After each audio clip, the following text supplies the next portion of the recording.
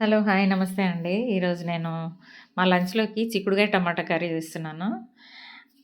కళాయి తీసుకొని అందులో ఆయిల్ పోసుకొని ఉల్లిపాయలు, పచ్చిమిరపకాయలు, ఆవాలు, జీలకర్ర, అల్లం వెల్లుల్లి పేస్ట్, పసుపు, ధనియాల పొడి వేసి అవి పచ్చివాసన పోయే వరకు వేయిస్తున్నాను. చూడండి అవి చక్కగా ఉల్లిపాయలు, పచ్చిమిరపకాయలు వేగాలి మంచిగా. అవి చక్కగా వేగాక తర్వాత మనం ముందుగా రెడీ చేసి పెట్టుకున్న చిక్కుడుగాయ ముక్కల్ని చక్కగా కడిగి పెట్టుకొని అవి పోపులో వేసుకోవాలండి. ఇందులో గింజలు చాలా ఉన్నాయి. చాలా బాగున్నాయండి చిక్కుడుగాయలు. ఒక్క పురుగు కూడా లేదు. అసలు ఎంత ఫ్రెష్‌గా ఉన్నాయో చిక్కుడుగాయలు.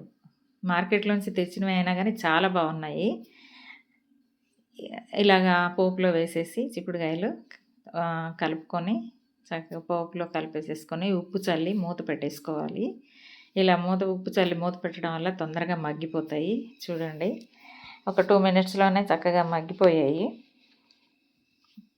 ఇప్పుడు ఇందులో కొంచెము కరివేపాకు, తర్వాత కట్ చేసి పెట్టుకున్న టమాటా ముక్కలు వేస్తున్నాను. కరివేపాకు ఫ్రెష్‌దండి, ఇంట్లో చెట్టు ఉంది, ఆ చెట్టుది. అలాగే టమాటా ముక్కలు కూడా వేస్తున్నాను.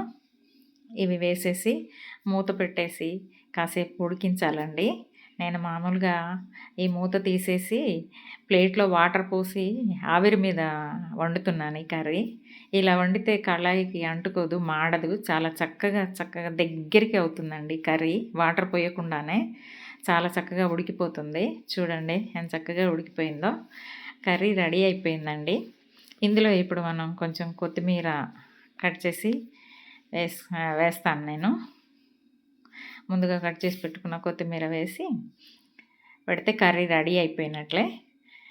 రెడీ టు ఈట్ అనమాట. చూడండి చాలా బాగుంది. ఈ వీడియో మీకు నచ్చినట్లయితే లైక్ చేయండి, సబ్స్క్రైబ్ చేసుకోండి, నన్ను సపోర్ట్ చేయండి. కొత్తగా ఎవరైనా నా వీడియోస్ చూసేవాళ్ళు ఉంటే ప్లీజ్ సబ్స్క్రైబ్ చేసుకొని లైక్ చేయండి, నన్ను సపోర్ట్ చేయండి.